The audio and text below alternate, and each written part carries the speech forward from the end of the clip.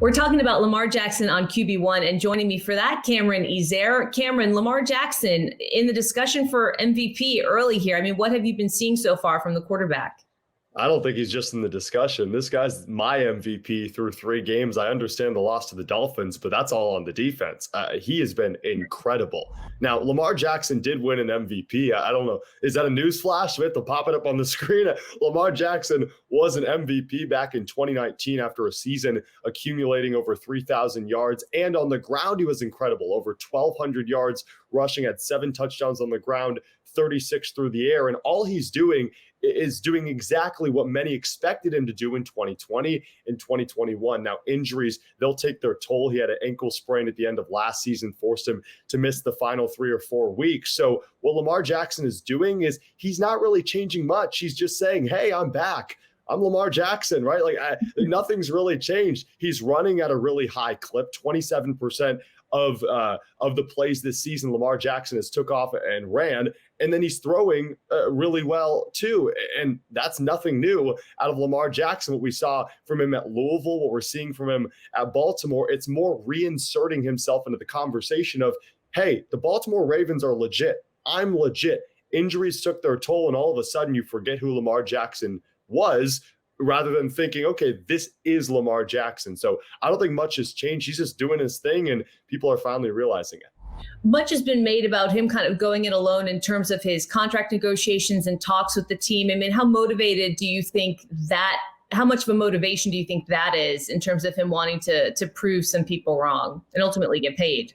Yeah, you have to realize that this season was very tumultuous for quarterbacks realizing what their worth is. I mean, what happened with Deshaun Watson and then Russell Wilson and then even Kyler Murray, you start to realize every quarterback that at least has a chip on their shoulder thinks they deserve over $230 million.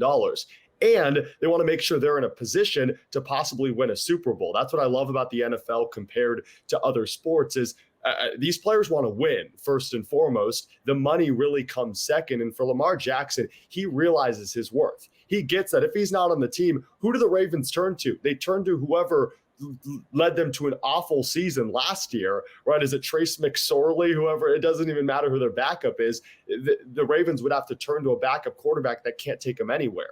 So Lamar Jackson realizes his worth. He knows that he can play for better money, and that's what he's done throughout the first 3 games. I wasn't really sure about the decision to not take the security after, he suffered a concussion earlier in his career and then the high ankle sprain last year. But I also realized Lamar Jackson's betting on himself. And if I was to be the one to say Lamar Jackson shouldn't bet on himself, then I'd be the one on the football field and not talking to you here. Yeah, it's exciting when you see athletes do that across sports, right? I mean, Aaron Judge, another example of a guy who says, I know what I'm worth and I'm going to go prove it.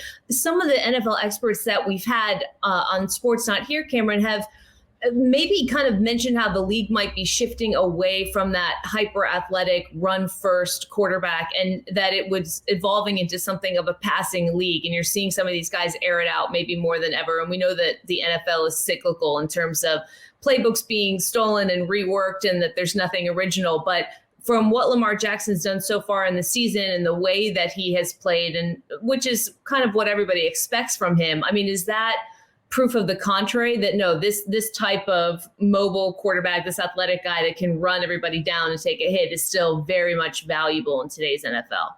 I think so. Lamar Jackson rushed for 2 touchdowns all of last season. He's already rushed for 2 touchdowns throughout the first couple of games, and he's picked up 9 yards per rush, 8 yards per pass. So it's not like the proof isn't in the pudding. Lamar Jackson has shown it time and time again. As much as I'm more of the proponent for a quarterback that can throw the ball and you rely heavily on your running back, or maybe that's just the fantasy football guru in me talking and hoping that a guy like Dalvin Cook has a good week for my fantasy team.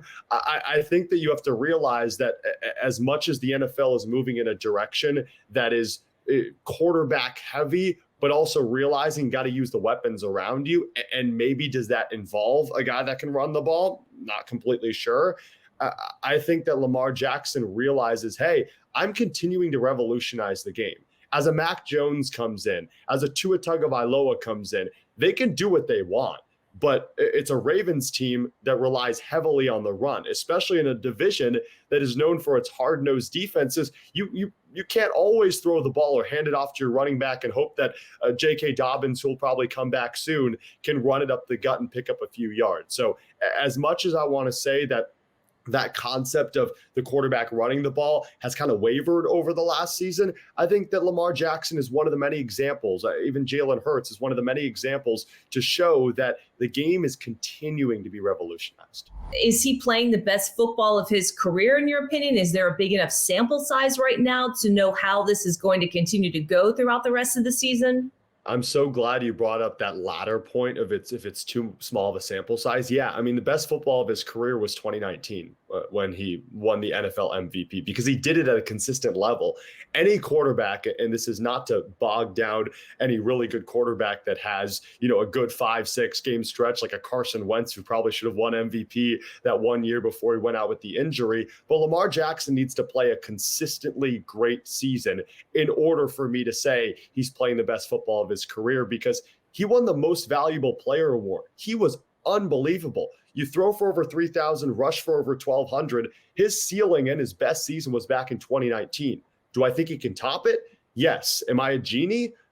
I wouldn't claim myself to be one. I mean, I haven't touched up on my crystal ball as of late. So I would say, no, this isn't the best football of Lamar Jackson's career. This is his resurgence. Could it turn into an insurgence?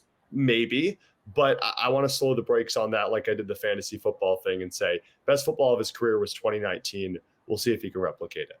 And I guess you also have to think about what a year in the NFL does to the body of a quarterback who is as mobile and physical as a guy like him. I mean, I think the biggest question mark with Lamar Jackson is, will he be able to physically handle the load of some of those hard-nosed defenses that you mentioned with another couple of years under his belt? I mean, these players today just take such a physical beating over the course of this calendar. And I just wonder if at some point, that might come into play with some of the injuries that he's had. I mean, you'd never want to see it happen, but something that certainly the Ravens might have to consider. And you mentioned their lack of kind of any other backup option. Yeah, I mean, that's why I was shocked that Lamar Jackson didn't take the security. It didn't make much sense to me why he would forego a possible paycheck to bet on himself when he's had injury. He's had an injury-ridden past. So it's a great point you make. It doesn't make much sense to me, but then again, I'm not Lamar Jackson, so he wants to play for more money. But yeah, he needs to watch out for that. That is the only thing that I think keeps him out of a possible Hall of Fame career moving forward, is his injury bug, which means, hey, don't escape the pocket as much as you do. Don't scare a lot of Ravens fans out there. Great stuff from Cameron Ezeir on QB1 with Lamar Jackson. Cameron, thanks. Thank you so much. Make sure to like, comment, and subscribe for more QB1.